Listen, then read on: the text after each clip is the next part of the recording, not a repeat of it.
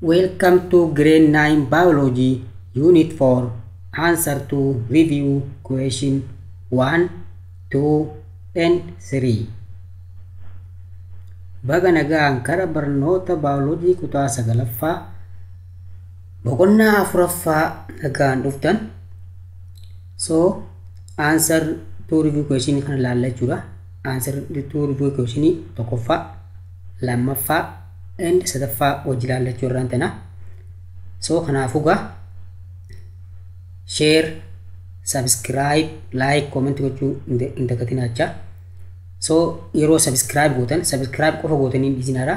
Subscribe ifa gootan booda mallattoo bilbilaa tan beelii jechuudha san gubbaa tuutaniiti. San booda all gootan, subscribe all gootan jechuudha. Yeroo subscribe all gootan, subscribe all gochuu waan isin fayyadu maal seete yeroon viidiyoolee nangartee viidiyoolee babarbaachisoo isin fayyadu yeroon viidiyoo bareedduu tan barnoota jalaa qabdu barnoota garaagaraa isin barsiisu asirratti isin barsiisu kanarratti yeroon an viidiyoo san gadhiisu battaluma an upload godhee isin gartee isin asirratti isin maxxanse YouTube kanarratti isin maxxanse yeroo isin daataa banattanii gartee wantoota garaagaraa Facebook ta'uu danda'a wantoota garaagaraa social media garaagaraa fayyadamu yeroo isin daataa banattan yookaan immoo kan wifi qabus wifi kan kee yeroo banattee mobaayilaa kan kee on gootu cila gottee notification siif seente jechuudha. So notification siif seente barnoonni maalii akka yoo barnoonni maalii akka channel kan yeroo gadhiifame okkoosan si beeksifte jechuudha yeroo daataa banattee jechuudha. So kanaafuu maali tokko maali si fayyada sagantaan barbaachisoon an guyyaa guutti isin maxxansu akka isin bira isin jalan dabarreef subscribe all gochuu akka hin daganne jechuu barbaanna. So amma mee karaa gaaffiteenyitti waliin seenna. So okay, answer to review question 1. Review question tokkoffaa jalqabna gaa. Review question tokkoffaa kaa akkuma beekamu fuula 136 irratti ilaaluu dandeessanii.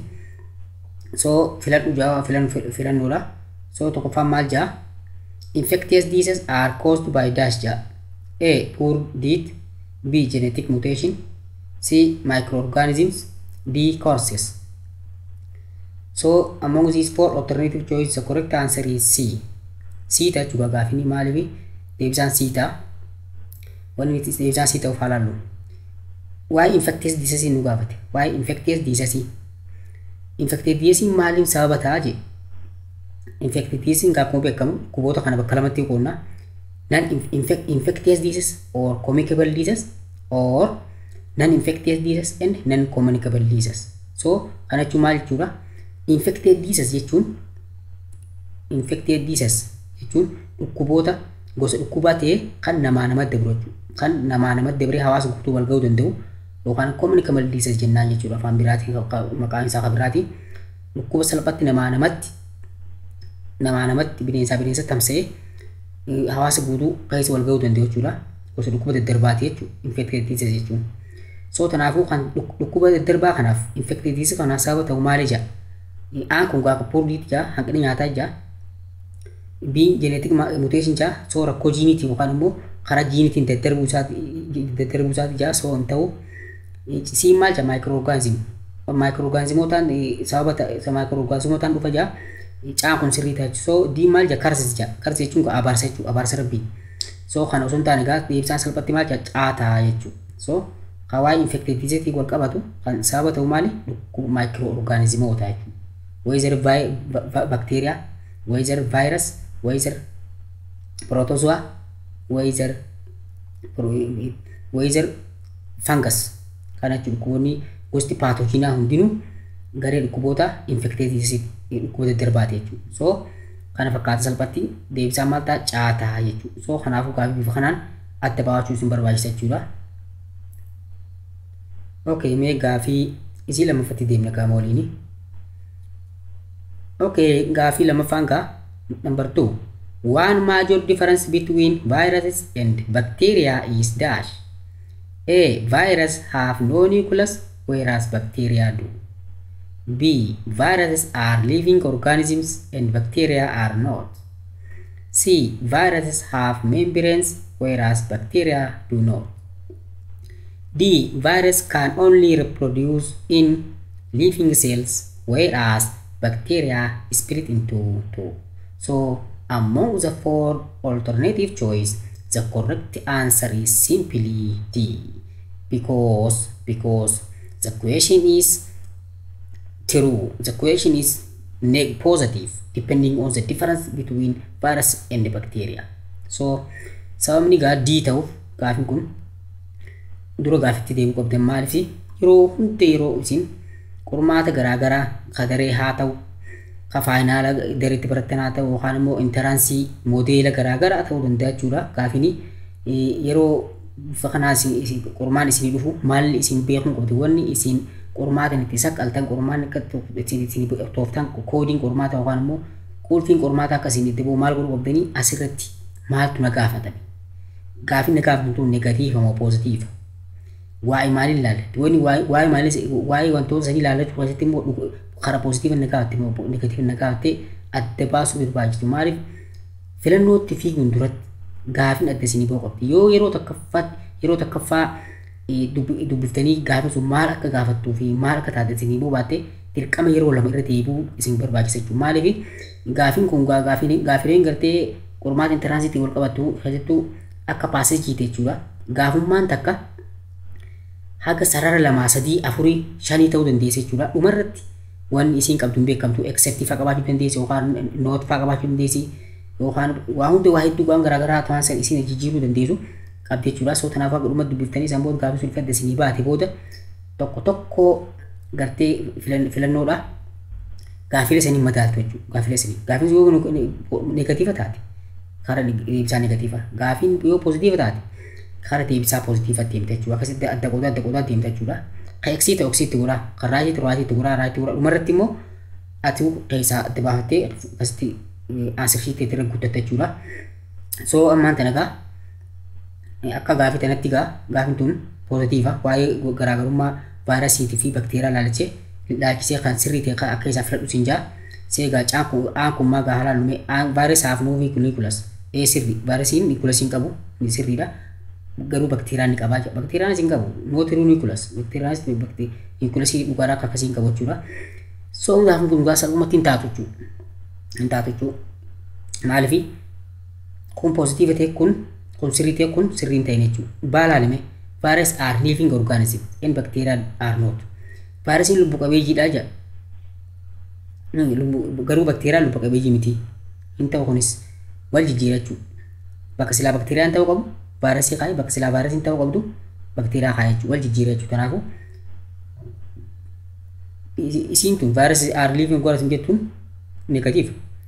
Bakteeriyaa are not jettiin kunis negatiiva jechuudha. Hin ta'u jechuudha. Asitti tokkotti macaa kanatti virus have membranes whereas bacteria do not. Vaayirasiin membreenii qaba. Bakteeriyaan garuu membreenii qabu jechuudha. Kanallee asitti illee wal jijjiirala.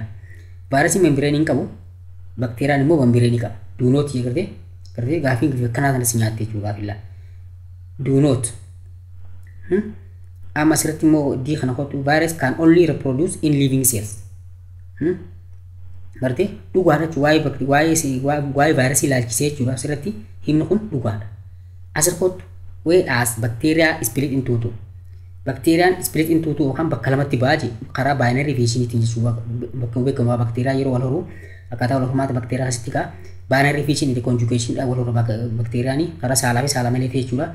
So kana keessa bakteeriyaan kan yeroo baay'ee beekamu kan deega 20 wal horuu maal seete split into two baayinari fiishin jechuudha.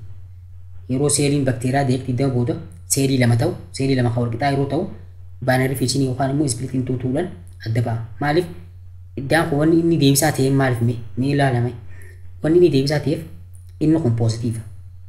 Sirriidha jechuudha. Waa'ee vaayirasii laalchisee sirriidha. Vaayirasii lubbu qabeeyyii keessa seelii lubbu qabeeyyii keessa yeroo seentee wal hortii sirriidha. Bakteeriyaanis bakka lamatti ba'a karaa baayinari fiishiniitiin dhugaadha jechuudha. Kanaafuu tiruudha kun. Deebisaa yoo poozitiiva. Gaafiin ta'e poozitiiva kanaafuu deebisaa poozitiiva. Bifa kanaan koodii beekuun isin barbaachisa jechuudha. So mee gaafii itti aanutti waliin dabarru. Okay, number 3.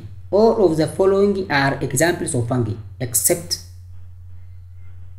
A. Mushrooms, B. molds, C. yeast, D. dandruff.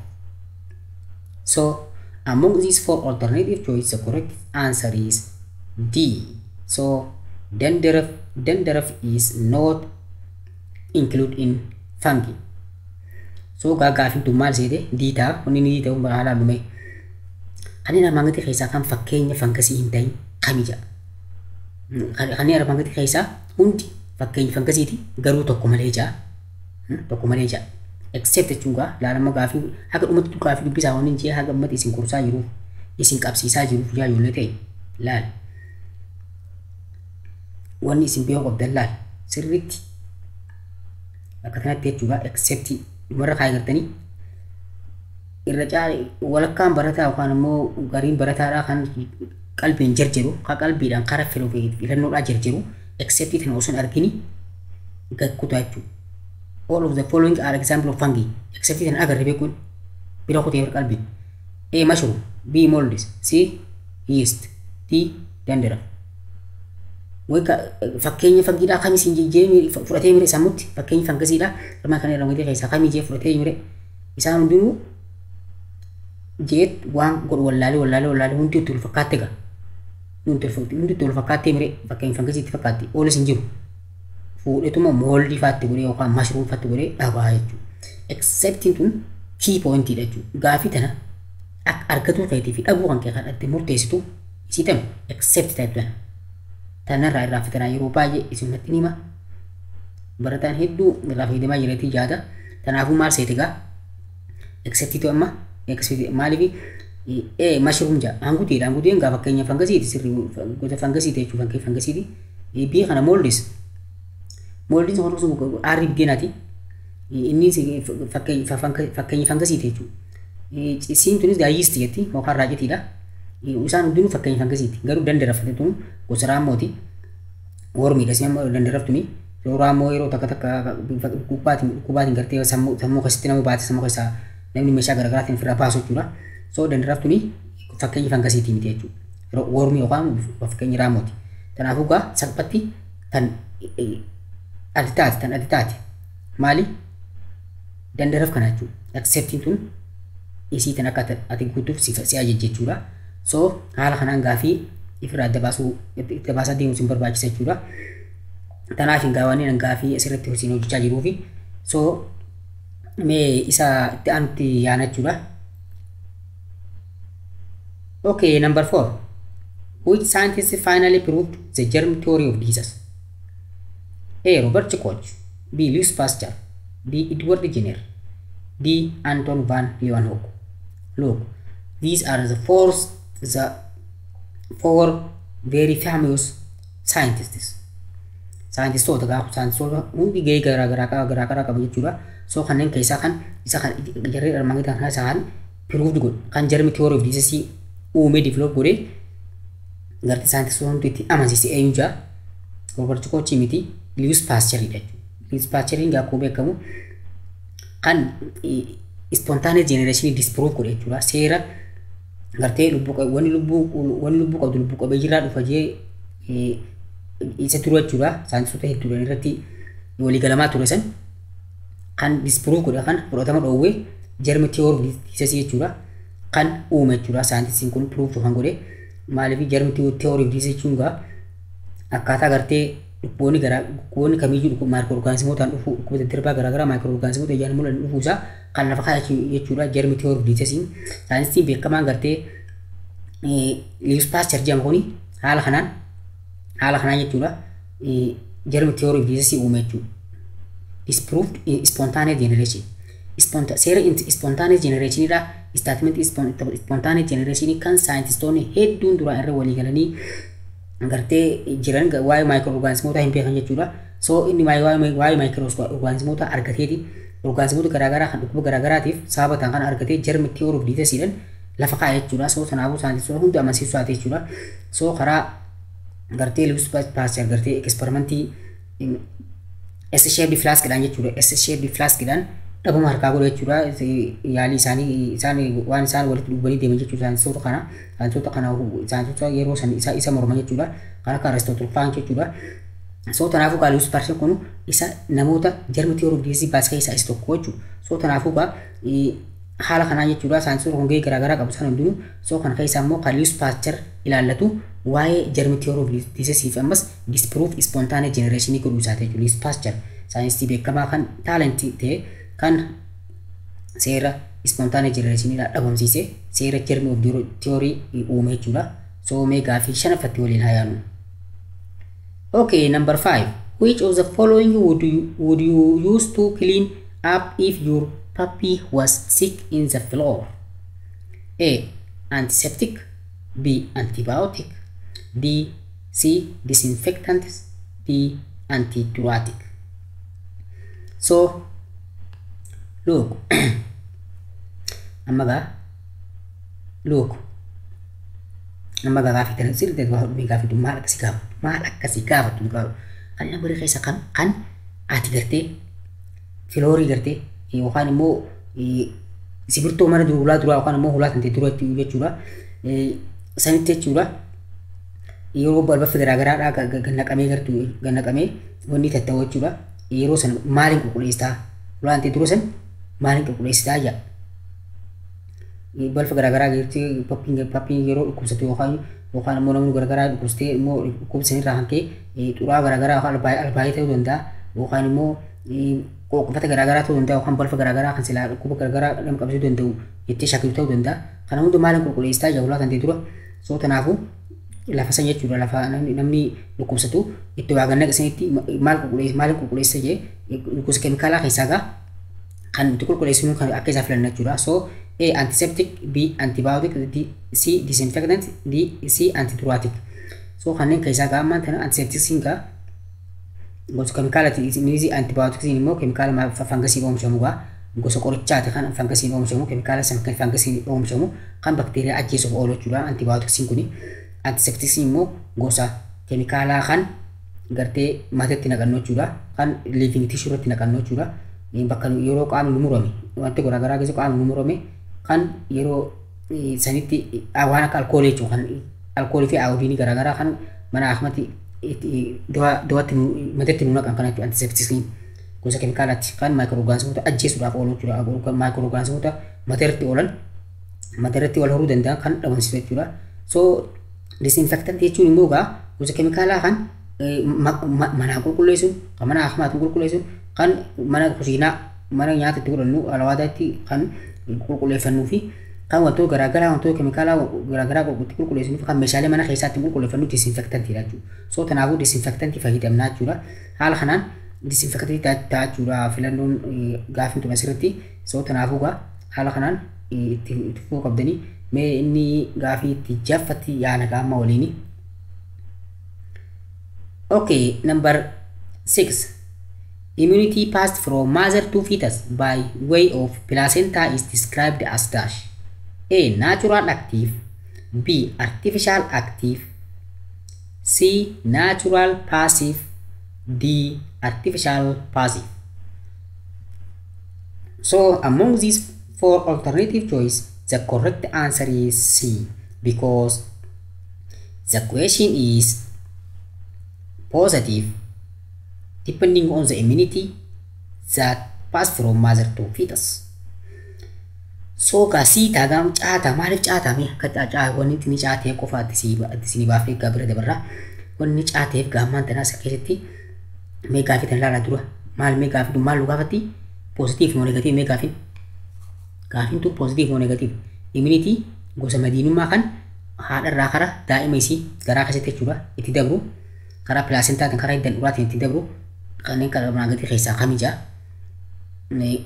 amma gaa inni kuni natural active jaa madiinummaa qophee jechuudha kuni biin immoo artificial active gartee madiinummaa argachaa qophee jechuudha isiin kun immoo natural passive madiinummaa argachaa mugaa yookaan immoo suutee jechuudha diin kun immoo artificial passive madiinummaa argachaa kan suutee yookaan mugaa jechuudha haala kanaan dagoonne soo tanaaf caata maaliif natural passive immunity kun gosa madiinummaa kan daa'imni haadharraa argatu jechuudha yeroo garaa jiruu fi yeroo gabbayee harma hodhus.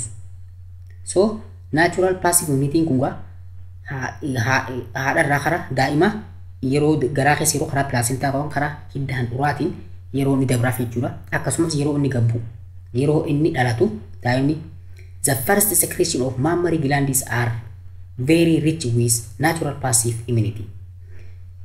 Jalqaba jechuun siila jalqabaa the first secretion of mammary gland.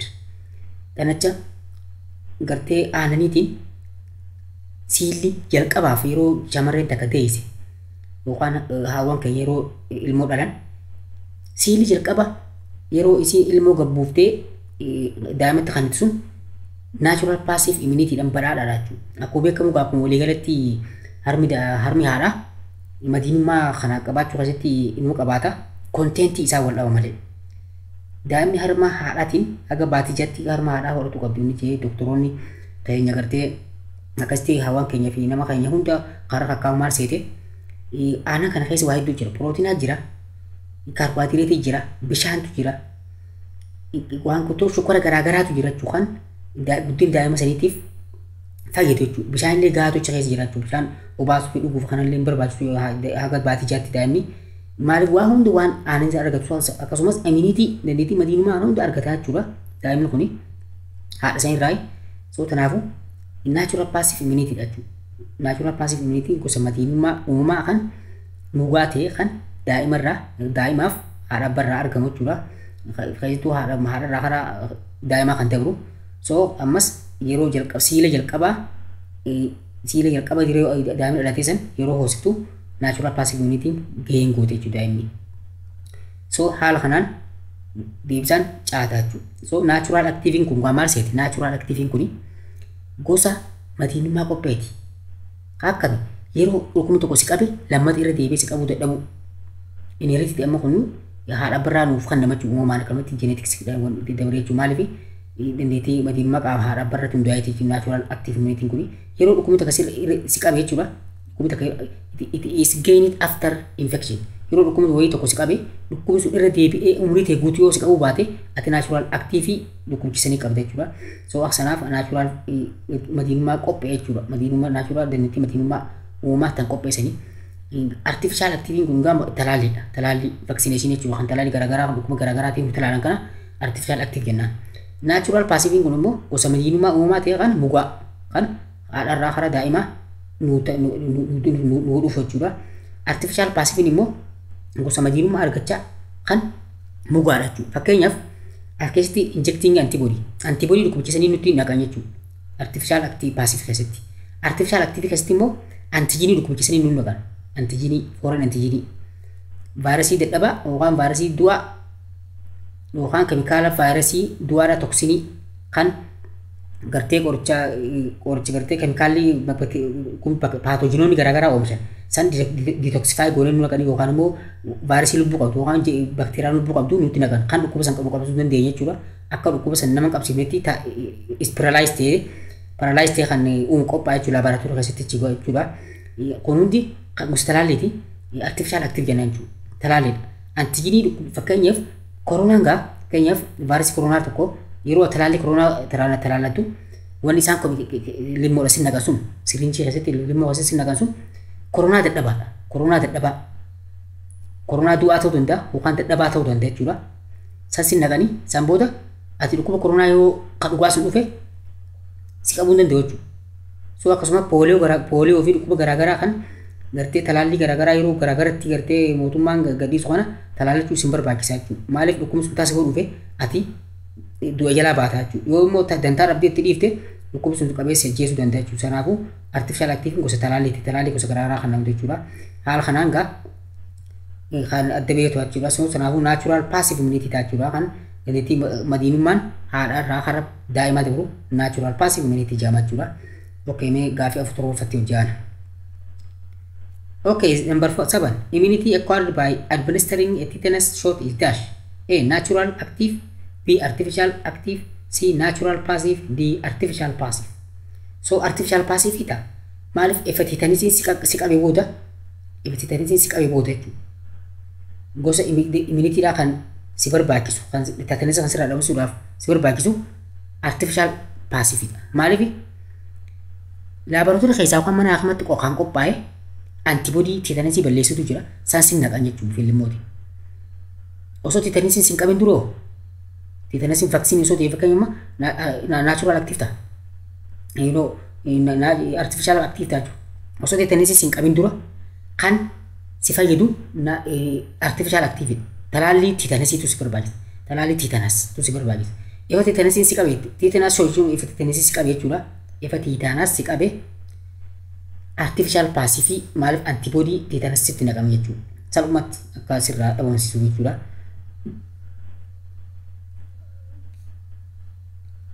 So kana fakkaata mee gaafii 7 hojjaana. Okay, number answer to review question 2. Deebisaa answerii gartee review question 2 dhalaalagaa fuula 156 ilaaluu dandeessanii. So lakkoofsa tokko firaa ergallaa. Which of the following is not a parasitic worm which can infect your gut? A. Beef tapeworm. B. Ringworm. C. Thread worm. D. Pork tapeworm. So look at the question. Simply the correct answer is what? Ringworm. Ringworm ita gaafin gaay mee wanni ta'e falaalu. Gaafin sirriitti ilaalame. Gaafin ture tasini baatee mesisila. Which of the following is not a parasitic worm which can infect your gut? Look, the question is what? Negative. Gaafin negative. Maaltu negative godhu? Not. Asii qabdila. Not.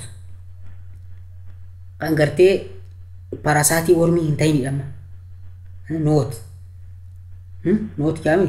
Kanaafuu gaa keessaa filatte jechuudha.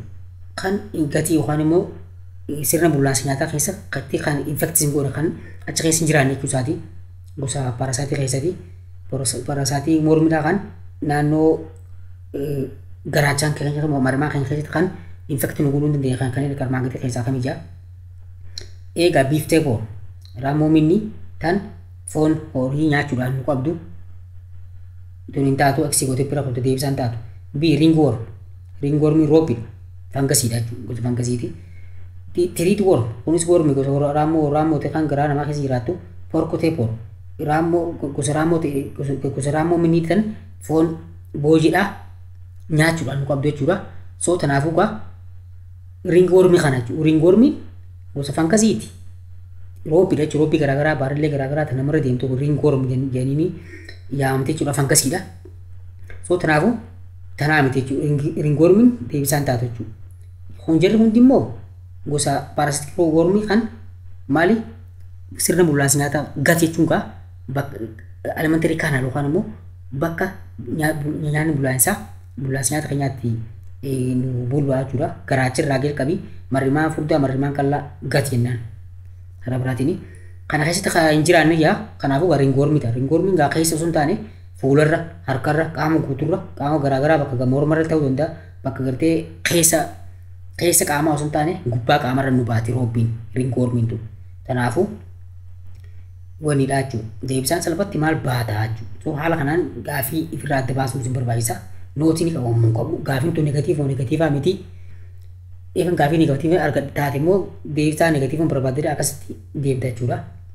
So kanneen hunda keessa kan adda ta'e kana jechuudha. So kanaafuu haala kanaa waliin taanaa mee gaafii itti aantu taana. Number 2. Which of these statement is true about a tapeworm? A. 1. It is adapted to live in the human body. It can have around 1,000 segments to its body. So it is a round worm. Afrofan, each segment contain reproductive organs. Jechuudha.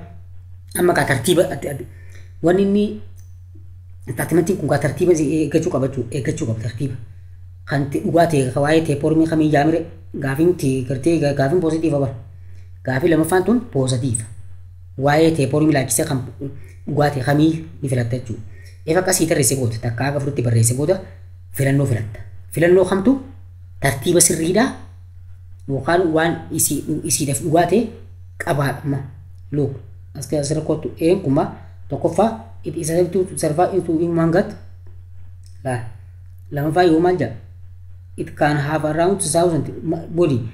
Kan haa ta'u malee laal kan sirriitti waa'ee isiitiin wal qabatee isii wal qabatu lafa keenyaaf mala isa A kana wanni deebisaa godhuu kutura look sirriitti na ilaalame tokkoffaan it is adapted to survive in the human gut sirrii jechuudha isa kanas qottu it can have around 1,000 of segment in its body dhugaa kunillee sila isa kana qottu it is a round worm waraan worm miti ka teepor midha malee isin round worm miti kan deebisaa kana deebisaa ta'uu qote isa kana la tartiiba irra it is a round worm tanaatu A kana akka deebisaan taane ta'uu qote jechuudha baa kana qottu laal maal jaa it can have around 1,000 kunis sirrii dhugaadha as qottu kana dhugaa ta'uu qotaa jechuudha as qottu ammas each segment contains the reproductive organs kun sirrii kan isa kana deebisaa ta'uu qote akka batti baa keessatti jechuudha isa kana kun kanaafi kunillee sirriidha jechuudha caa qottume tokkoffaan sirriidha sadaffaa kanaas deebisaa ta'uu qote inni kunis sirriidha jechuudha daa qottu tokkoffaan sirriidha la tokkoffaan sirrii it is adapted to survive in the human gut nama keessa jiraatti jee qaama gartee bullaansi nyaataa yookaan garaacha namaa keessa jiraatti jee marrimaan namaa keessa jiraatti jee sirriidha jechuudha daa lamfaa kan qottu it can have around 1,000 of segments it was body gartee segmentii mummuraa qaama raamominii jechuudha segmentii jechuuni raamominii gisee otte mummuramtee gaa ante mummuramtee kara udaan wajjin keessaa gisee baatuun mul'atti mumuraan isiin segmentii jaba segmentii haka kumatti nu keessa qaama keenya keessatti horuu dandeessa jechuudha segmentii kuma sirrii jechuudha inni kun afuraffaa qottu segmentiin hundinuu qaama hormaataa ofirraa qaban sirriidha segmentiin proglottics jedhama segmentiin gartee raamominidha itti qoodamtu kun proglottics jedhama proglottics kan immoo qaamota hormaata dhiiraatii fi qaamota hormaata dhalaatu irra jiraata jechuudha soo sanii wal horuu danda'u jechuudha tanaafuu deebisaa diin kun diin deebisaa ta'a jechuudha maaliif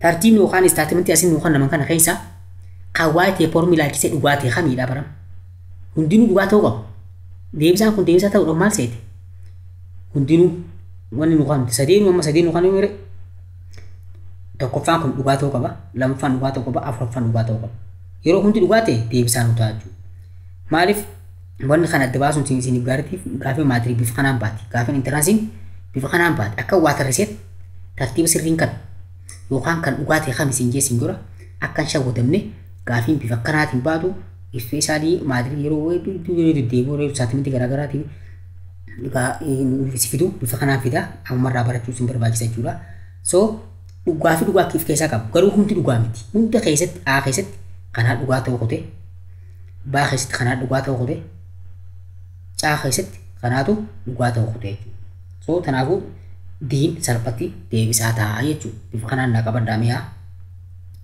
meeqaa fi itti aanu taayamu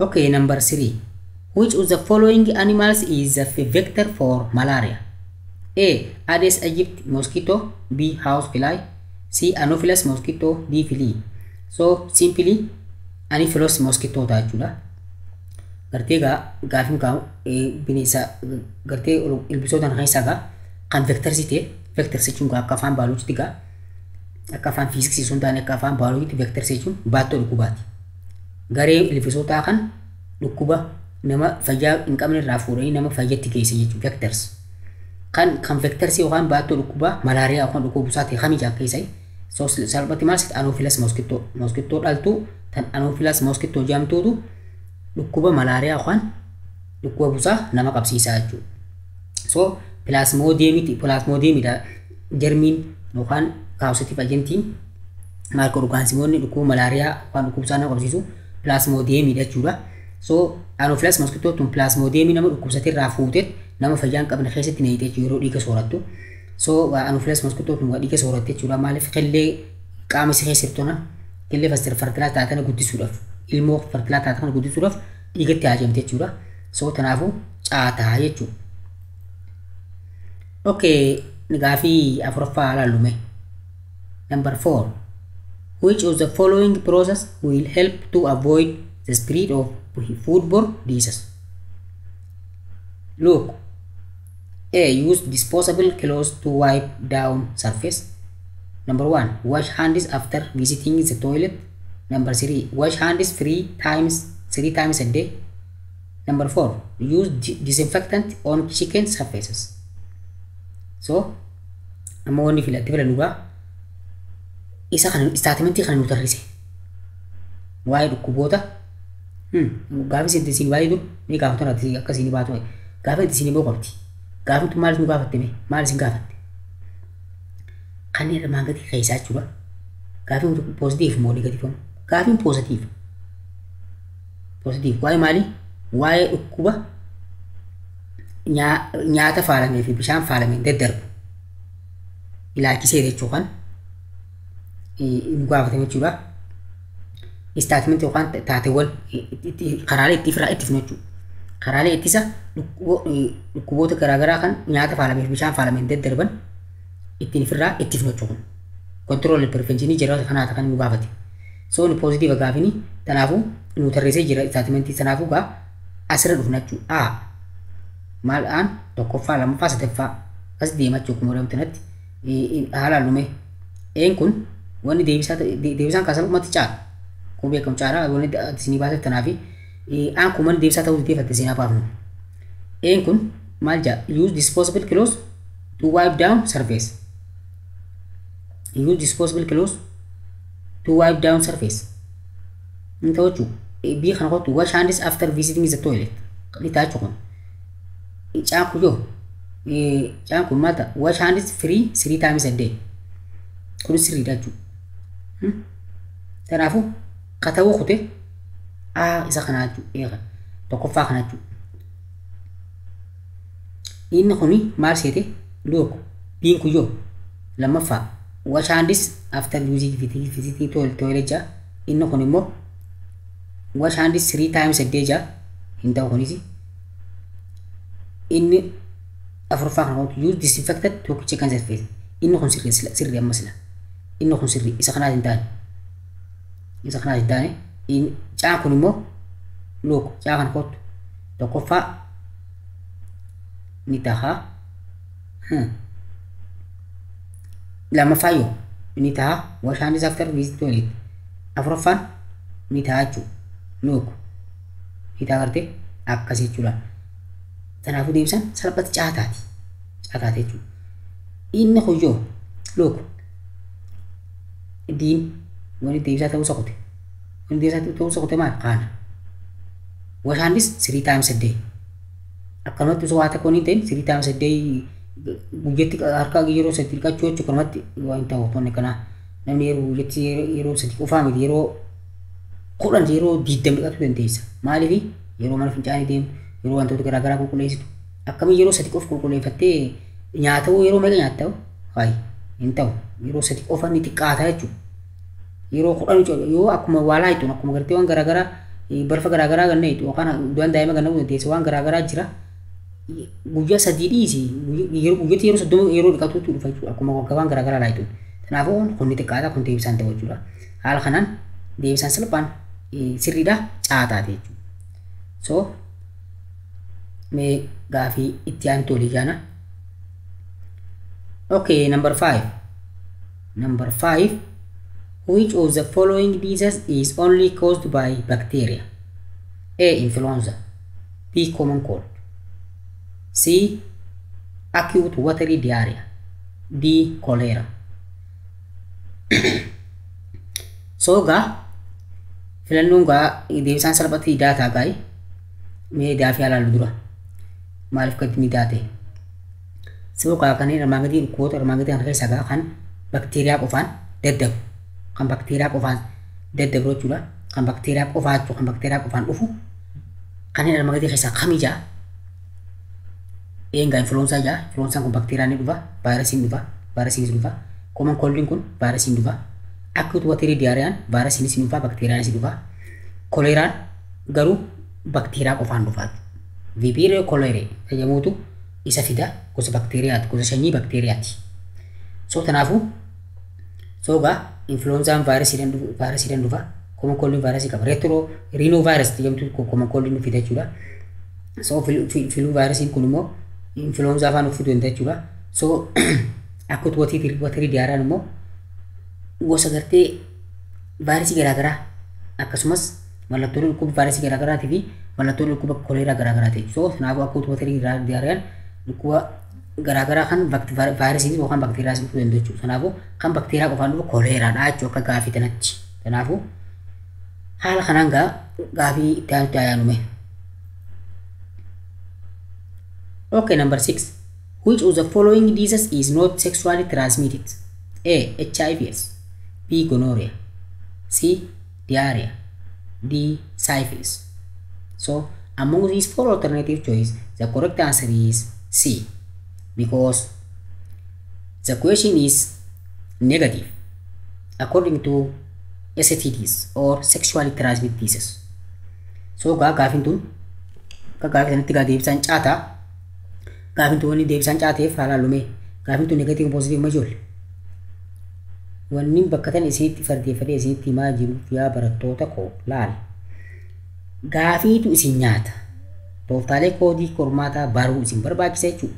Asirratti nooti yala look which of the following this is not sexually transmitted. Look negative achuu gaafin negative kan walqunnamtii saalaatiin hin dabarre dhukkuboota armaan keessaa kan walqunnamtii saalaatiin hin dabarre STD kan ta'e jechuudha. Isa kamichi gaafin negative. Kanaafuu filannoo keessa negative barbaanna jechuudha. Kanooti kana hojii ta'e fakkeenya HIV/AIDS jaa HIV/AIDS tokkoffaa laami dhukkuba walqunnamtii saalaatiin yookaan immoo saalqunnamtiidhaan dabrutti HIV'n isa olaanaadha. Gonorrhea jaa faantoonis dhukkuba walqunnamtii saalaa keessatti walqunnamtii saalaatiin daddabra keessaa isa olaanaa jechuunis. Diarrhea jaa karaa kaasa garaa kaasa. Syphilis coptoo look kun hundinuu waa'ee walqunnamtii jara garee dhukkubootaa kan dhukkuba walqunnamtii saalaatiin daddabran jechuudha. Garuu diyaariyaan dhukkuba walqunnamtii saalaatiin osoo hin taane nyaataa fi bishaan faalame. Yookaan immoo mallattoolee garaagaraa kan dhukkuba garaagaraatiin daddabru simptomii yookaan mallattoo garaagaraatti ta'uu danda'a jechuudha. So kanaafuu dhukkuba walqunnamtii saalaan daddabru miti inni jechuudha. Kanaafuu nooti kanaafi inni wal qaxxamuu qaba. Kanaaf yeroo hunda wanni filannoo jirtuu fi wanni asirratti nooti yaamte wal qaxxamuu qabdi. Maaliif asii kun negatiivaami asitti gaafiin tun negatiiv adda taate ta'uu danda'u. Asirra negatiivs gaafnan gaafii adda taate kan isaan irraa adda taate jechuudha. Kan adda taate barbaaddetti jechuudha. Kan filannoolee afuran sii kan namurraa adda taatee argamte isi tanaaf deebisaa taatii jechuudha. So kanaafuu diyaariyaa taatee jechuudha. Gaafii itti aantu waliin haa yaadugaa. Mee number 7 gaafii torbaffaa laallu. Which of these STDs are caused by viruses? A. HIV/AIDS. 1. HIV/AIDS. 2. Gonorrhea. C. Chancroid. D. Syphilis. Mee alaallu gaa tartiiba kareen tunaa sanitti jechuudha. A. 1, 2, 3. B. 1, 2, 3, 4. C. 1, 2, 4. D. 1 only ja. Look wanni ni daatiif deebisaan data wanni daatiif waliifaa ibsinu takka tiraanii gaafii taadhumu dura gaafii tokko tala sirriitti gaafii dabaachuu isin barbaachisu osoo wantoolee armaan gaditti filannoo irratti osoo hin fiine duratti wanni isinii dhaamu wanni ammallee isinii dhaamu wanni fuulduratti illee isinii dhaamu agar bina dandeesse isinii dhaamu gartee barattoonni koo maal akka ta'uun barbaada jechuudha. Ka walii galatti gaa koodii qormaataa beekuu isin barbaachisa takka gaafii sirriitti ajaja isin gaafatame sirriitti beekuu isin barbaachisa jechuudha. So gaafii maalam gaafii bar positiiva akka positiiva. Which of these STDs are caused by virus? Kanneen armaan dhukkuboota walqunnamtii saalaa armaan gadii keessaa kan vaayirasiidhaan dhufu kan vaayirasiidhaan gartee dhufu yookaan kan vaayirasiidhaan sababa ta'u kan vaayirasiin sababa taatu kamii jedhe ni tarrisi qaama takka haga afuritti nu tarrisee jira laa tokkoffaa HIV/AIDS nu godhe lammaffaa gonorrhea nu godhe sadaffaa chancroid nu godhe sadaffaa afuraffaa syphilis nu qaba jechuudha. Kanaafuu filannoo tokkoffaa wanni deebisaa tokko ta'e maalime tokkoffaa HIV/AIDS jee kaate HIV/AIDS asitti tokkoffaan kun HIV/AIDS jee kaan kun maali akka gaafii kanatti silaa raayitiidha asitti kun amma kun dhugaa jechuudha. Tokkoffaa askaa kun dhugaa lammaffaa kottu gonorrhea jedha. Gonorrhea jedha. Kana kun deebisaa miti jechuudha. As tokkotti sadaffaa chankirooja sirrii miti jechuudha. Inni lamaan kun lamaan maaliin dhufan? Bakteeriyaan dhufan. Garuu inni kun alaa kana ilmi inni kun maaliin dhufe? Vaayirasiidhaan dhufe jechuudha. Inni kun dhugaatii kun soba jechuudha. Kanaafuu deebisaan tun maal X gooti bira kutta. Sirriin gaafiin taatu deebisaan taatu jechuudha. Baa kan kottu. Tokkoffaa maal jedha? HIV sirrii. Lammaffaa yoo gonorrhea jedha. Kanaafuu gonorrheyaan dhukkuba vaayirasiin dabru miti. Dhukkuba bakteeriyaan dabru. Kanaafuu X jechuudha sirrii miti. As kottu afuraffaa syphilis jedha. Cabtoon dhukkuba bakteeriyaan dabru. Kanaafuu inni kun lamaan akka baan kun deebisaan taasise jechuudha. Kottu asirratti kottu caafanarratti lammaffaa jedha. Lammaffaa maal jedha? Gonorrhea jedha. Gonorrheyaan dhukkuba vaayirasiidha. Dhukkuba bakteeriyaan dabru. Kanaafuu hin ta'u. Inni kun caan kun inni kun sadaffaan kun maal jedha? Chankiroo jedhami. Chankiroon dhukkuboota bakteeriyaan dabru jechuudha. Inni afuraffaan kun syphilis cabtuudha dhukkuba bakteeriyaan dabru. Kanaafuu caa keessa dhukkubummaan vaayirasiin dabru hin jiru jechuudha. Kanaafuu deebisaan ta'u jechuudha. X gootee bira kuttu. X gootee bira kuttu. Miidhaa kana kuttu. Waan only jedha. Look HIV qofaa jedha. Kanatti filattaa jechuudha. Kan waa'ee dhukkuba walqunnamtii saalaatiin dhukkuba walqunnamtii saalaa kan vaayirasiin daddabru ilaalchisee kan dhugaatii eenyuun addaadha. Tokko qofa jedha. Tokkoffaa kana qofaa sirrii daree. HIV dhukkuba vaayirasiin daddabru dhukkuba walqunnamtii saalaatiin daddabru sirrii. Jara kanaa wajjin akka dhukkuba walqunnamtii saalaatiin dabruudhaan garee jiraatiin HIV karaa walqunnamtii saalaatiin karaa waltuqiinsa qaamota saalaatiin dhangala'oo qaama saalaatiin keessaa yaa'uun qaama hormaataa keessatti jechuudha argamuudha yookaan immoo karaa sanii nama qabu keessatti garee jaroota dhukkuba walqunnamtii saalaatiin daddabru kanaati. Garuu karaa sanyiilee paatoojiinoota inni paatoojiniin HIV dabarsu vaayirasii paatoojiniin bakteeriyaa fi gonorrhea fi chankirootii syphilis dabarsu maali? Bakteeriyaa. So kanaafuu salphatti diidaa jechuudha. So bifa kanaan akka itti danaa baafachuu isin barbaachisa jechuudha. Okay. Answer to review question 3. Answer to review question 3 ilaallachuudha. Fuula 166 dheeyitanii ilaaluu dandeessanii. So kana mee ilaaluu gaafana tokko ofirraa eegalla. Which of the following is not a way to help prevent the spread of HIV? A. Washing your hands after using toilet. B. Using a condom when you have sex. C. Having only one sexual partner. D. Not sharing needles for intravenous drug use. Look, the correct answer is simply A. Akkamitti eete haalaallu gaafitti naa deebi'amu. Which of the following is not a way to help prevent the spread of HIV? Gaafni isin galte maaltu isin gaafatame maaltu isin gaafatame akkamitti isin gaafatame negative or positive? Look, the question is not qaba gartanii the question is negative.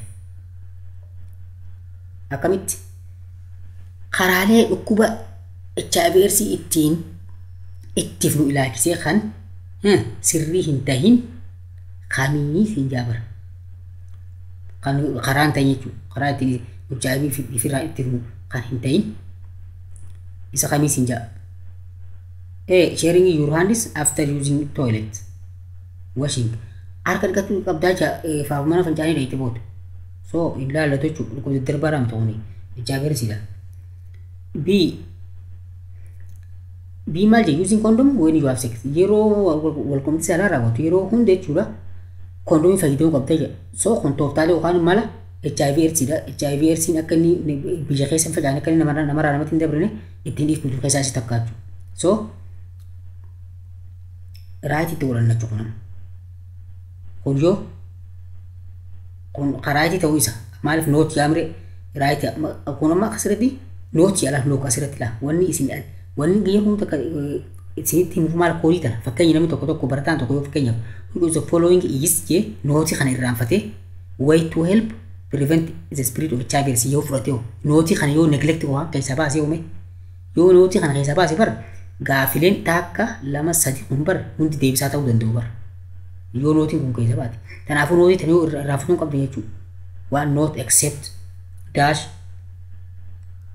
nevertheless kan hunda koodota kana beeku sin barbaachisa jechuudha qormaata dalaguudhaaf amma tanaafuu ka enga harka dhiqachuu jaa mana fincaanii fedheetee booda harka dhiqachuudhaan dhukkuba HIV eedsiidhaaf irraa dhoowwu ta'a baanka kondomii fayyadamta jaa yeroo walqunnamtii raawwattu yeroo hunda kondomii fayyadamuu qabda jaa maloota HIV AIDS irraa ittiin isanii sirriidha isiin kuyyoo having only one sexual partner jaalalli walqunnamtii takka qofa qabaachuu jechuudha jaalalli walqunnamtii takka qofa qabaachuu jechuudha sana jechuun gaa maal seete fuudhu jechuudha yeroo jaartii fuute yookaan niitii yoo fuute sexual partner takka qabdu jechuudha niitii ta'e malee niitii nama biraatiin namoota biraa garaagaraa shamarran garaagaraa wajjin walqunnamtii raawwachuu dhiisu jechuudha kunis maloota ittiin HIV AIDSiin akka inni babal'anne akka inni nama hin qabne taasisan keessaa isa tokko jechuudha iddiin kun yoo no sharing needles for intravenous drug use gartee needles yookaan meeshaalee qara qaban wal jijjiiruu dhiisuu jechuudha waliin itti fayyadamuu dhiisuu jechuudha kunis maloota HIV AIDS ittiin firraa ittiin keessaa isa tokko jechuudha so kanaafuu kan maloo kana keessa hin jirre kan mala kana hin ta'in kamidha negatiiva mira kun kaafi kanaafuu kaafi negatiiva ee taate jechuudha kan hin laallan kan waa'ee dhukkuba dhukkuba HIV AIDSidha faffaca'uu dhukkuba HIV AIDS ittisuu kan hin dandeenye isa harka mana fincaanii yeroo dhiinu harka dhiqannu kana jechuudha mana fincaanii yeroo dhiinu harka dhiqachuun dhukkuba karaalee HIV AIDS ittiin biraa ittiin osoo hin taane karaalee dhukkuba daddarbaa garaagaraa akka koleeraa akka gartee dhukkuba daddarbaa garaagaraa akka koleeraa fi kan fakkaatanii wal qabatu hunda kan ittiin biraa ittiin malee karaalee HIV AIDS ittiin biraa ittiin miti jechuudha so kanaafuu nootyaa kanaafuu kan addatee akka isaa kan addatee isa A kanaa jechuudha look kan addatee kun hundi jarri maloota HIV AIDS ittiin biraa ittiin yoo ta'u kun immoo maloota HIV osoo hin taane dhukkuba biraa ittiin biraa ittiin kanaafuu isa kanaatu addaa jechuudha so asitti noot waan qabaatu waan qabuuf asitti eetee jechuudha so mee gaafii itti aanu itti aana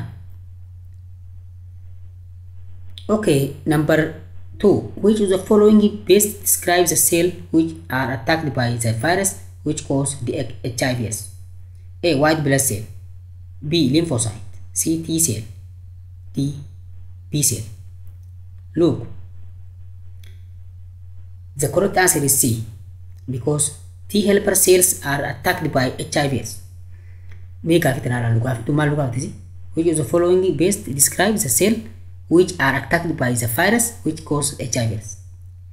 Kan ni arbaan gadi keessa kan sirriitti ibsu seelii HIV vaayirasii HIV AIDS retrovirus jedhamti vaayirasiin akkuma beekamu narraa irraa fatina garuu qormaata garaagaratti yookaan interasitti illee yookaan qoraan faana deddeerratti yoo isin dhufellee waan akkasii irraa fatinaadha maaliif barisaan keessan gaa yoo waa'ee HIV AIDS ilaalte the name of HIV AIDS is dash yoo isin jee retrovirus jedhanii retrovirus dhaan dhufa dhukkubni HIV AIDS kun virus kuni dhukkubni HIV AIDS kun gaa dhukkuba retrovirus dha kan dhukkuba kanaaf sababni ta'u so tanaafu gosti virusii kana kan gartee virusiin retrovirus jedhamtu tun retrovirusiin tun human immunodeficiency virusiin tun gaa maal seete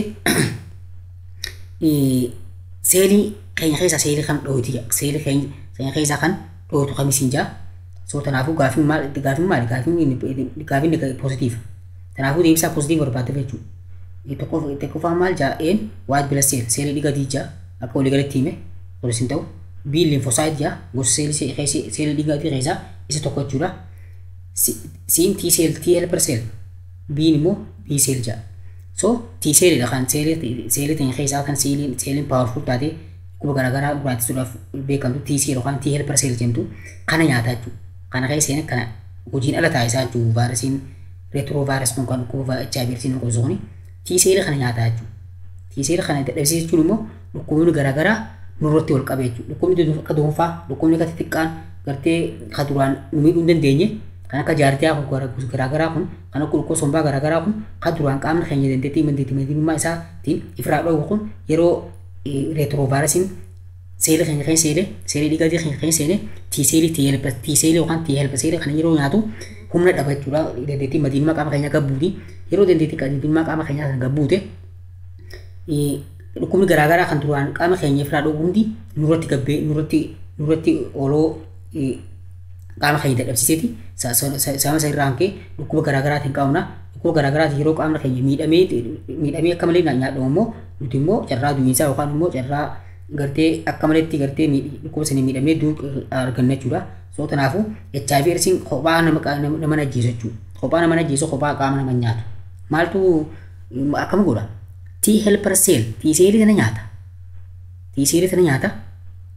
T cell sana nyaata jechuun immoo dandeettii madinummaa qaama keenyaa dandeettiin seerii dhiigaatii dhukkubni irraa ittisuudhaaf gatuu bu'aatiin akka malee gatuu bu'aa jechuudha. Kanaafuu dhukkubni garaagaraa kan duraan nu miidhuu hin dandeenye hundi nutti walitti qabamee lubbuu ta'ee dhaawuma godhuu danda'a jechuudha. So kanaafuu akka gaafii kanatti T celltu nyaadhamaa jechuudha vaayirasii irratti vaayirasii tanaan jechuudha.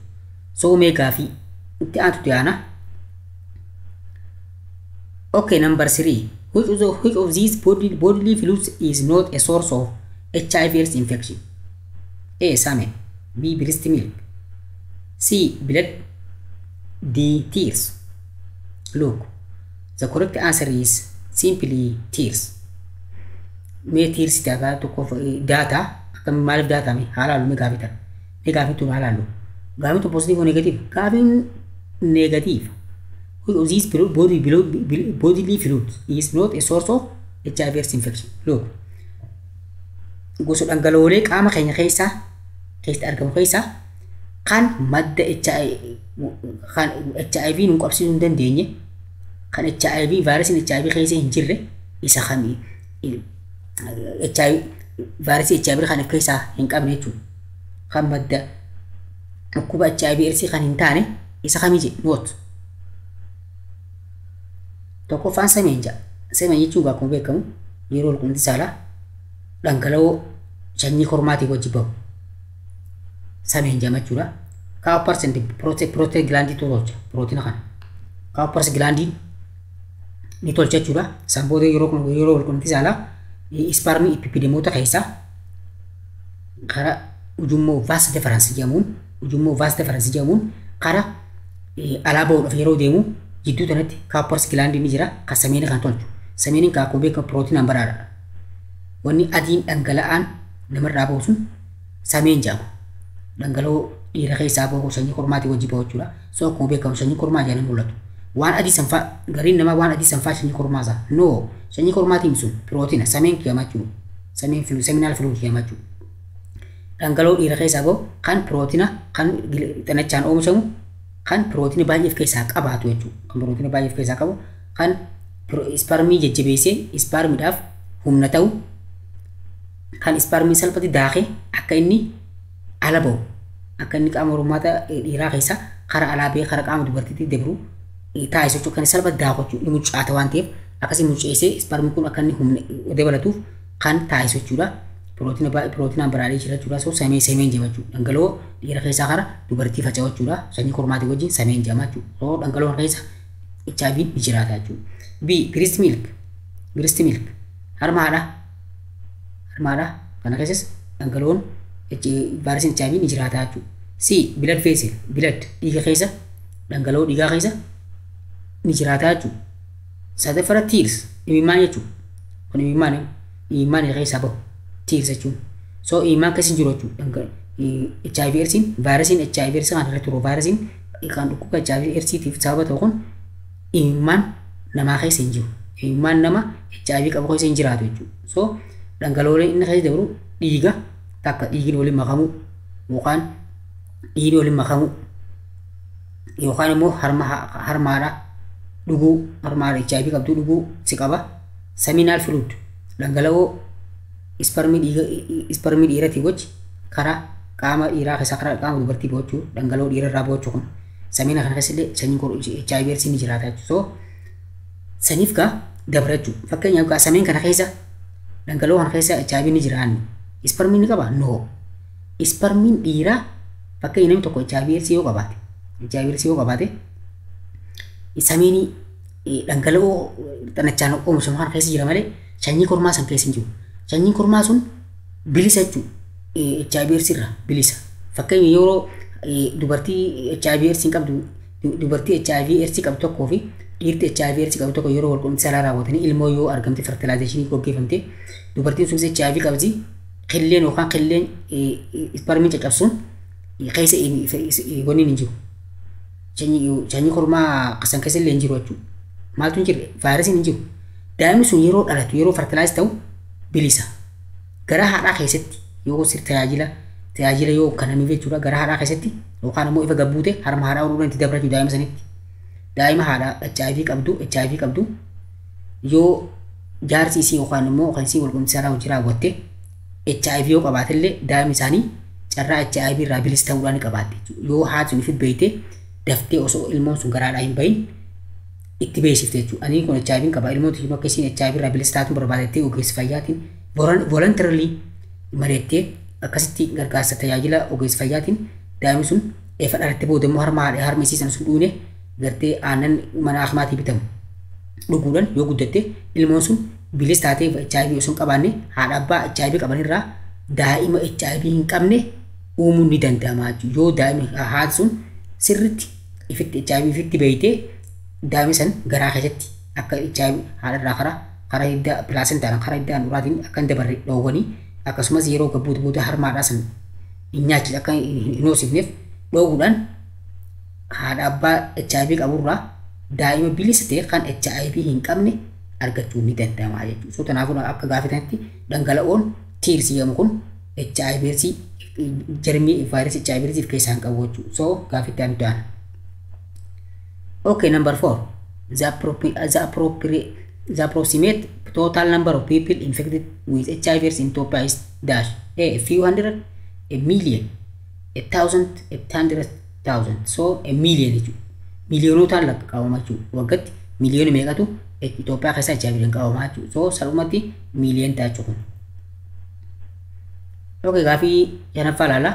What are the main ways in which HIV/AIDS can be spread from one person to another? Look, answer. Virus is spread from an infected person when bodily fluids from one person enter the bloodstream of another. So, this may involve unprotected heterosexual or homosexual sex.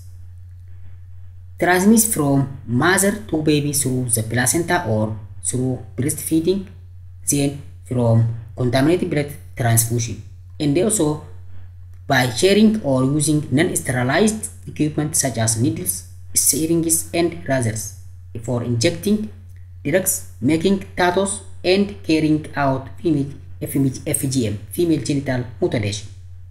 Look, kana tachiura jechuudha. Fakkeenyaaf gaafii dabaafatanii mee gaafii ilaaluu wajjin. Gaafiin tun definitionidha. Filannoon qabdu akka gaafii armaan olitti filannoo qabdu ni ibsita jechuudha.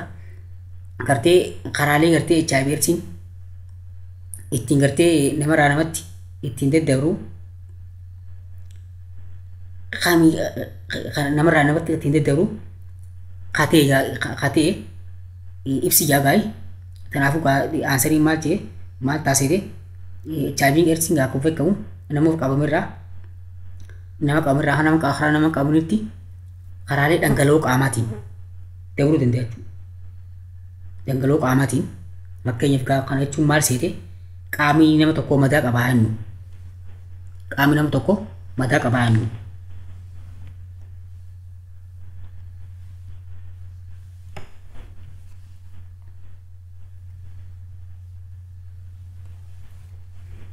So qaamni nama tokko madaa qabaate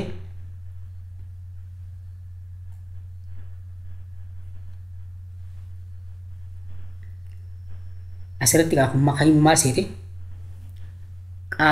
qaamni nama tokko nama HIV qabu tokko mata qaba. Qaamni nama HIV qabee tokko mata qaba jechuudha. Madaaleen lamaan isaan qaban kun wal tuute salphumatti dabruu danda'a jechuudha. Bileestiriin keessa yookaan immoo karaa dhiigaatiin ta'uu danda'a jechuudha. Karaa dhiigaatiin ta'uu danda'a yookaan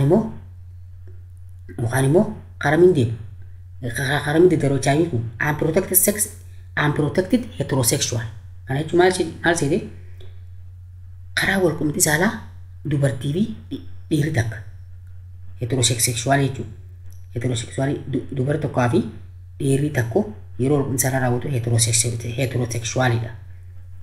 kan kondomii osoo hin kaatin jechuudha waan takka kondomii osoo hin kaatin qaama qullaa yeroo wal qunnamtii saalaa taasisan maal jennaan unprotected heterosexual jennaan unprotected kan kondomii osoo hin kaatin jechuudha qaama qullaa isaan hundinuu yeroo wal qunnamtii saalaa raawwatan isaan keessaa tokko yoo HIV qabaate nama kaanitti daddabuu isaati jechuudha. Akkasumas homosexual sex jedha. Homosexual sexiin akkuma beekamu dhiira fi dhiirtii yeroo wal qunnamtii saalaa raawwatu jechuudha. Dhiira fi dhiirtii yeroo wal qunnamtii saalaa raawwattu kan daddabu jechuudha homosexualiin.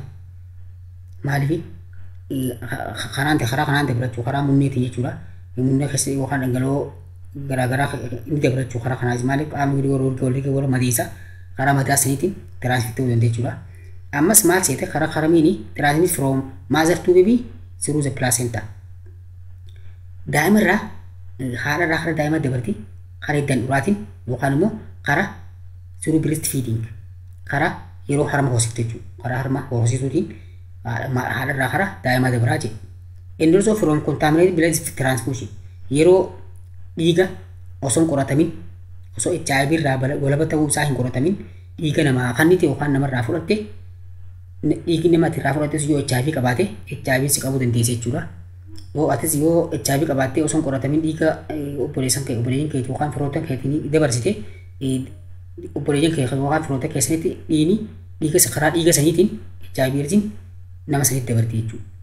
And also karaa biraatiin by sharing or using non-sterilized equipment such as needles. Sharing maaliif kaa wantoota garaagaraa wantoota qara qaban kan akka limmoodha kan akka limmoo jechuun limmoo marfee tan waan garaagaraatiin ofirraa baasan qoree garaagaraatiin ofirraa baasan needles jennaan limmoo wayiin hodhatan tan gartee marfeetti beeytanii marfee taahamaa osoo hin ta'in taahamaa siriinjii jedhamti siriinjii taahamaa tun immoo tan isin limmoo garaagaraa tan isin wantoota garaagaraatiin ofirraa baafne jechuudha. Ta'uchuun hodhitan sana jechuudha. Okay.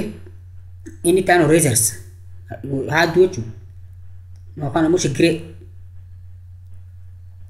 shigiree wantoota akkanaa kanaaf wajjii sheer godhuuf yookaan wal jijjiiranii wajjii namni hedduu wajjitti fayyadamuudhaaf akkasumas female genital mutilation yeroo qixxaannaa daa'ima ijoollee shamarranii jechuudha. Female genital mutilation qixxaannaa ijoollee shamarraniiti. Female genital mutilation jechuudha qixxaannaa shamarran keenyati. Yeroo qixxaannaa kana gootanii shigiree fayyadamu.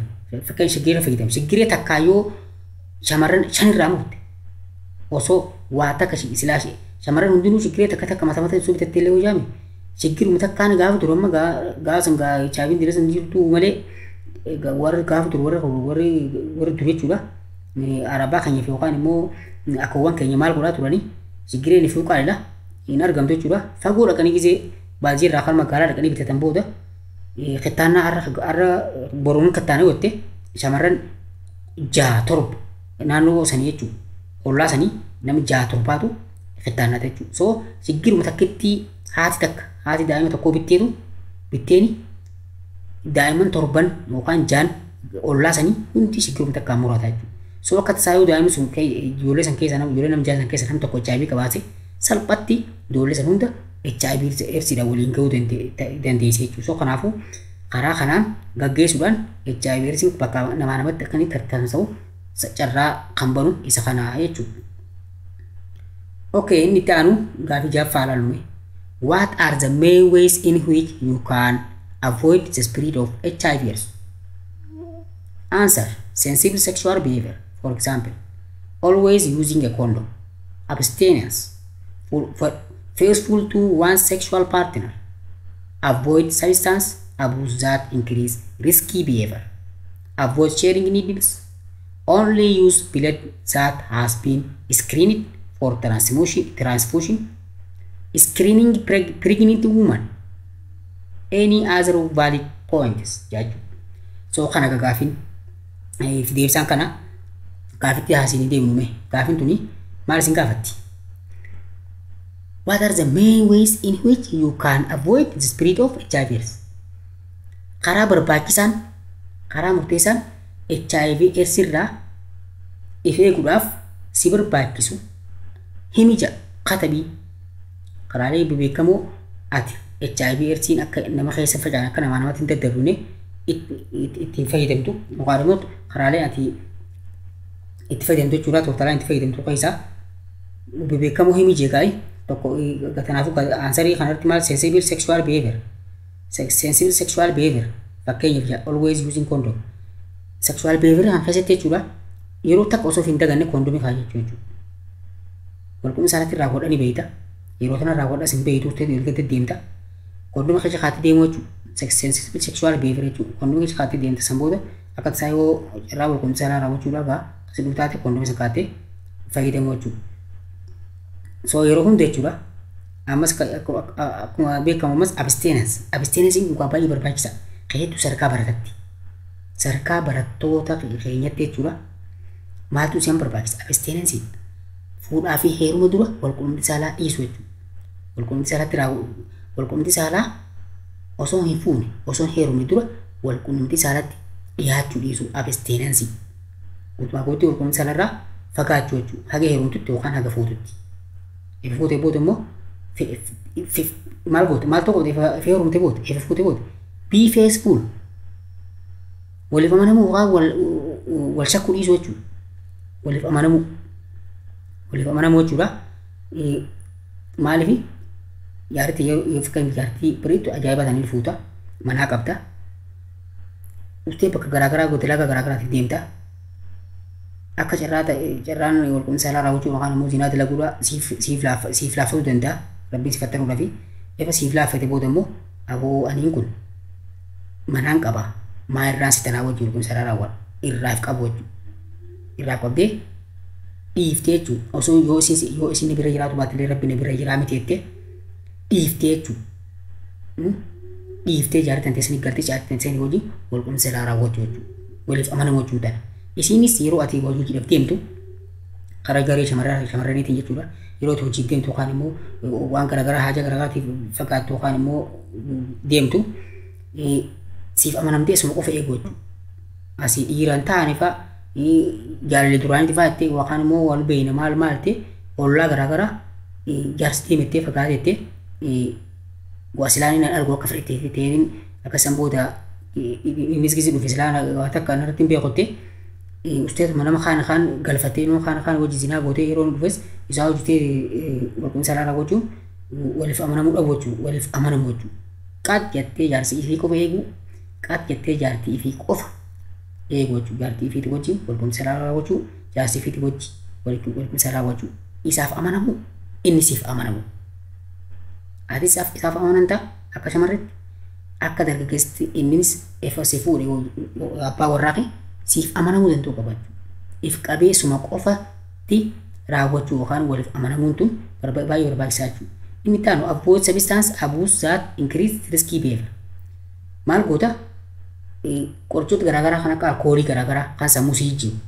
kan gartee si duraan beeku akka hin beekne si godhee if si gollaachisu irraa fagaachuu jechuudha maaliif akkuma beekamu gaa namoonni tokko irra caalan namoota maal godhanii yeroo silaa fayyaa qaban san jaartilee manumaa qaban haa jennu fakkeenyaaf jaartii manaa qabanii hoteela dhaqeetti sakaraana kamletti alkoolii kan dhugaa yeroo alkoolii dhuge immoo if wallaala san booda yeroo if wallaale useetuun kaa tujjaara beektaa qaba yeroo inni jaartiin baru eessaatti itti gaaftee bara akkasitti bara bakka akkasii meeshaa geesse akkasitti bara maariyyuu bira bulee jaan fira fa'aa ittiin inni immoo akkuma hoteela dhaqeenitti gaa maallaqa guddaa qabanii maallaqa guddaa kanaan alkoolii kan dhugee san booda achiin wallaalee shamarreen duraan achi keessa jirtu warti alkoolii hojii dhugan sun achumatti mana siree algaa beetii qabattee akkasumatti hojii bulan jechuudha so yeroo san inni shamarree sun HIV qabaachuu dandeesse jechuudha inni useetu wallaalee muree useetu walqunnamtii saalaa hojii raawwata jechuudha so san booda HIV san fuudhee gaa kara jaartii gala jechuudha so amala akkanaa kanarraa if dhoowwoo jechuudha amala akkanaa kana maal akka badaa gartee akka malatti ifuuse wallaachisee waan hin taane keessa yookaan badii hammaata gartee sheenaa zalaalamsitti fidu kana irraa fagaachuu jechuudha qorichoota kan sabistaansii kana irraa fagaachuu waan sammuu si jijjiiranii sima fayyaa qabu kana maraataa si godhanii waan hin taane keessa kanatti akka walqunnamtii saalaa garaagaraa useetuma shamarree dallaalan wanni tun fayya qonni qabdi moo HIV qabdi moo HIV qabdu dallaalan de kana kara nama hedduu tujaaru hedduu kara kana hambate jaartillee gaddaafi ifillee gaddaafi ilmaan yaatamise nama hedduu jira qabatamaan qabeenu fi kan beene keessatti jira akka sarkaa addunyaatiif akka Itoophiyaatti illee so amalli kun amala badaa keessattuu dhiironni keenya yeroo tujaaran sababa fedhii yerooti yookaan immoo fedhii yeroo shaniiti jechaaf maatii fi haadha abbaa fi warree fi gaddaafanii dhukkuba kanaan gartee ilmoo ofiitillee yaataamisatti jira jechuudha. So amala akkanaa kanarraa fagaachuu jechuudha. Inni itti aanu avoiding sharing needles wantoota qara qaban limmoota hunda marfeeta hunda shigireeta hunda waliin fayyadamuu dhiisu tokkichi yeroo bitate namni biraa fuudhee kottee ciratu dhiisu jechuudha.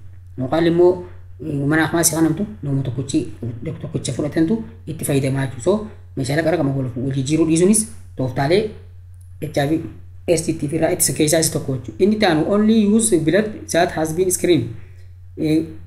Yeroo hanqinni gartee dhiigaa si qabate dhiiga qulqullaa'e dhiiga qoratamee sirriitti HIV qabaachuu dhabuu isaa qulqullaa'ee HIV irraa bilisa dhiiga ta'e qofa blood transfusion yookaan immoo siif kan nama kan qabu jechuudha. Inni itti aanu maal seete screening pregnant woman shamarran yookaan immoo hawwan garaa qaban maal godhu screening yookaan immoo astraasaawwanni kaasuu jechuudha. Maramaru maalirraa HIV qabdi moo qabdu ifa shamarreen takka yookaan warri hawwan keenya yeroo garaa qabanitti jechuudha maramaramuu qabu jechuudha. Dhiigni isaanii qoramaramuu qabu. HIV free or HIV positive HIV ni qabdu qabdu maramaramuu qaba jechuudha. Yeroo itti maramaramtee yoo HIV san qabaatte carraan daa'imni sun vaayirasii irraa bilisa ittiin ta'u ni jira waan ta'eef akkasitti maramaramuun tooftaalee yookaan mala HIV irsiin akka nun qabne akka biyya keessa hin facaane akka namaa namatti hin dabalee taasisu keessaa isa tokko jechuudha. So haala kanaa wantoota kana kan yoo raawwatte ati HIV sin qabu HIV sirraa bada biyya keetirraa bada warra keetirraa ganda keetirraa bada akkuma jirtu walii galatti biyya guuturraa baduu danda'a. Yoo hundi namaa bifa kanaan if eegee if quba qabaatee waan dhiisuu qabu dhiisee haala kanaan deeme biyyi HIV irraa naga ta'uu dandeessi jechuudha. So okay, this is the end. This is the end of our today's lesson. Until next lesson, goodbye. So har'aaf nuuf gahaa hanga sagantaa biraatiin yookaan barnoota biraatiin walitti deebinutti nagaatti naa jiraadha.